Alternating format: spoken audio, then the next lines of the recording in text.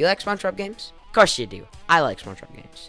So, why should you play a SpongeBob game? Well, whatever, I'll get into it later. But, my personal favorites are Battle for Bikini Bottom and the movie game. Most people have only played Battle for Bikini Bottom that have played a SpongeBob game. And they're actually better than you might think. So one day I sat down and I thought to myself, I should think, which game is genuinely better? So I did! Now watch.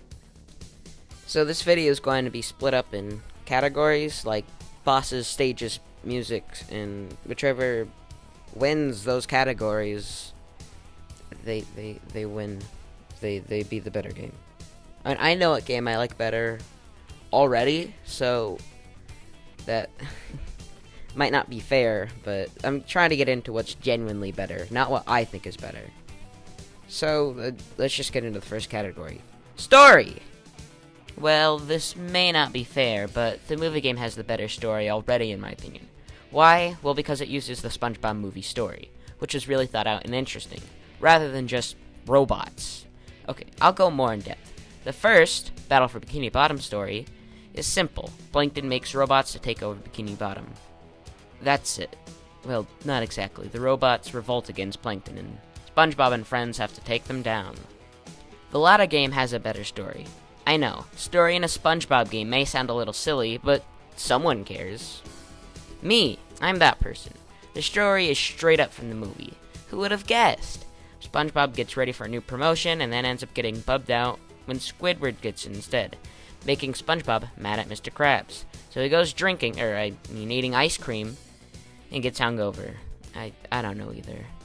Meanwhile, Plankton's pissed he can't get the formula, but then stumbles upon Plan Z, the one he didn't use, so he carries through with his plan by stealing Neptune's crown and framing Krabs.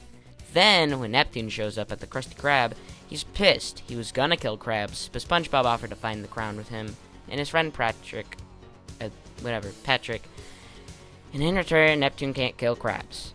And then you go off on your adventure. I could go more in depth, but it's just the meat of the story, and it starts you off. So, yeah, obviously, more effort put into the movie tie-in game.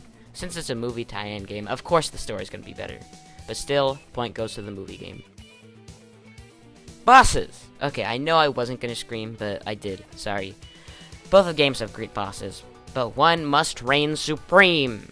In Battle for Bikini Bottom, there's King Jellyfish, Sandy Bot, Prawn, Patrick Bot, Flying Dutchman, and SpongeBob Bot. The last boss of the game can go die. Okay, that's harsh, but I don't have a good experience with it. The first half is fine, but then the second half was so hard. The first time I beat it, my game crashed and I had to do it again. The second time I beat it, it crashed again. But the third time, I did it. Sorry, just a little PTSD. But the other bosses are really unique, balanced, and fun. And the Patrick Bot's music is just so, it's yummy. Next is movie game. The bosses are Weird Fish Monster, Dennis, and Neptune. Alright, there aren't many bosses, but they're still pretty fun. I mean, Neptune is a little generic, but the music makes up for it, by far. The other bosses are fun and unique, but in the end, Battle for Bikini Bottom wins. I promised I wouldn't scream again. But, stages! Both games have fun stages, and I can't think of a stage I hate, so let's start with Battle for Bikini Bottom. This time, I'll go more in detail. First is Jellyfish Fields. The first stage, and the easiest of course. This stage is a great opening level. If you watch the show, then you know Jellyfish Fields. It's bright, colorful, and introduces the game in general. It also introduces Patrick. His special ability is throwing things. Next stage is Downtown Bikini Bottom. This introduces Sandy. Her special ability is her lasso. She can float for a short time and lasso things. I really like the rooftop area that you explore with Sandy. Very cool idea. The Sea Needle, however, felt kind of empty. Next is the beach area. I kind of forgot the name, but... oh, Goo Lagoon, that's it. I've always liked beach levels, and this is no exception. I also really like the pier area Patrick explores later on in the stage, but other than that, there's not really much going on for it. Next is Mermalair. It is literally the worst level ever. Okay, that may be a little harsh, but that ballroom just sucks. Other than that, it's just boring cave. Next is rock bottom, and I thought Murmelair was boring. Just more rocks. I do like the museum though. Next is my favorite level, Sand Mountain. Maybe because I like the slide mechanic, 10 times better than Mario 64. Then we have Kelp Forest. Then we have Flying Dutchman's Place. Okay, well, let's go back to Kelp Forest. Kelp Forest is probably my least favorite just because it's even more boring. Then we have the place Flying Dutchman lives. I do like the aesthetic the level gives off. Spooky green oozing graveyard. That's really all I can think of. But next is SpongeBob's Dream. Whatever. Let's just get into it. It's the most unique one, to be completely honest. I like that Sandy's Dream is another slide level, and Squidward's level is just kind of meh, and Krab's levels is just shit. Patrick's is, well, play the game for yourself and you'll see. Well, I'd say I like these levels because of how unique they are. Now we have the movie game. This game can't really go that unique because it has to stay with the movie story, but damn it, do they try. First is no cheese. The first level does not do as good a job as getting you ready as Jellyfish Fields, but I mean, it does good introducing you into the story. The next level is really cool. It's Patrick's first level. This is where you realize that the game is less SpongeBob oriented and more equal. I mean, just without Sandy, which is kind of a shame, but it makes up for it later. It's called I'm Ready Depression, an ice cream parlor that everyone tries to kick you out of, so of course you try to leave. Then there's the driving levels, and they're pretty shit. But then there's the sliding levels, they're pretty fun. Just like the other game, but feels a little more heavily controlled, because both Patrick and SpongeBob are in it. With that out of the way, there's the next stage. I forgot the name, but it's where you're SpongeBob and you're taking down the Plankton's towers. I can't talk. Whatever, I don't really feel like cutting it out. It's fun! Then Patrick's next level, he has to retrieve the key to a car. So, he has to go through a Tough Man Club. Don't remember the name of that one either.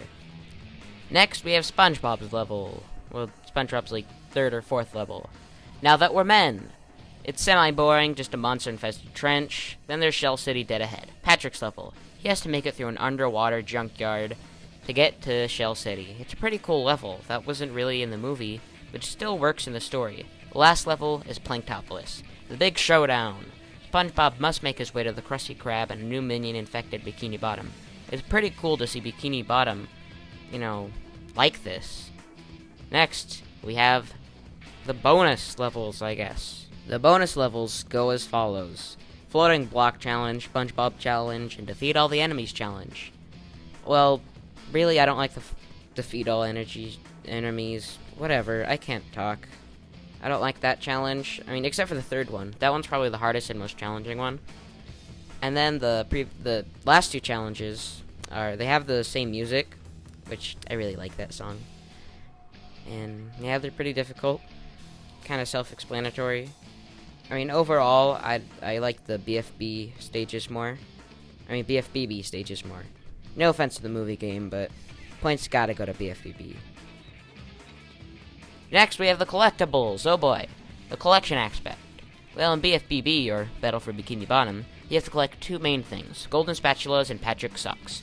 For every 10 socks you get a golden spatula.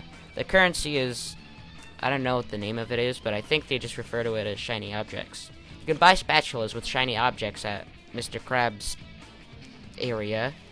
So the game is about getting spatulas, as you can tell. It's how you play the game. You need a certain amount of spatulas to get into certain levels, just like Mario 64.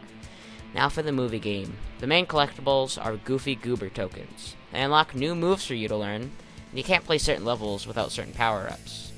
Next is Manliness Points. These will unlock upgrades to moves that you already have.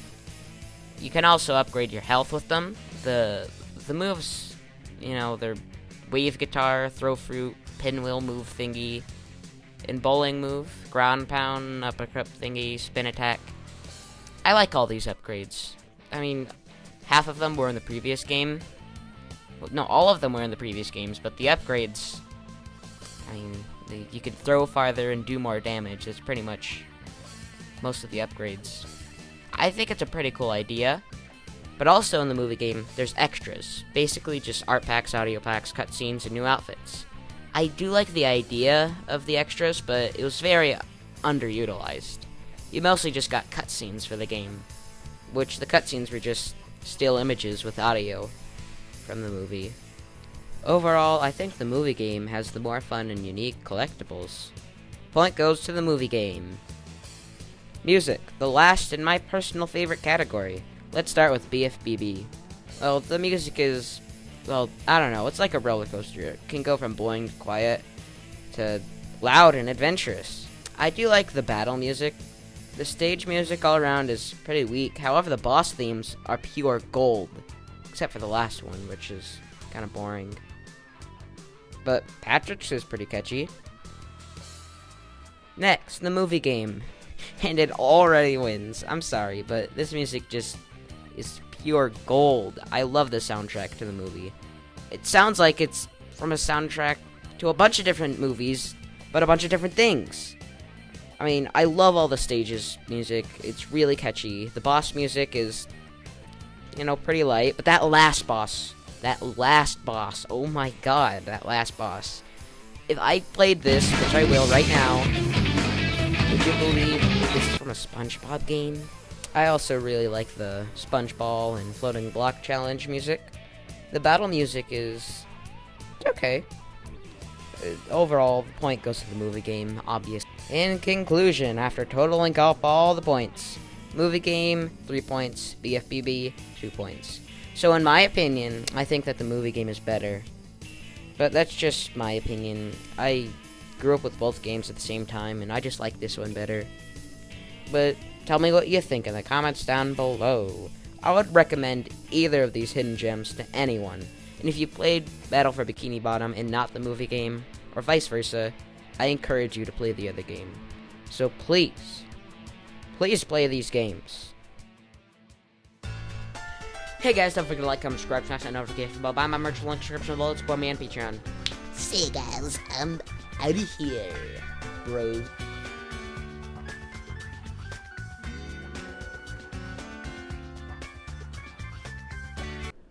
This squirrel too far!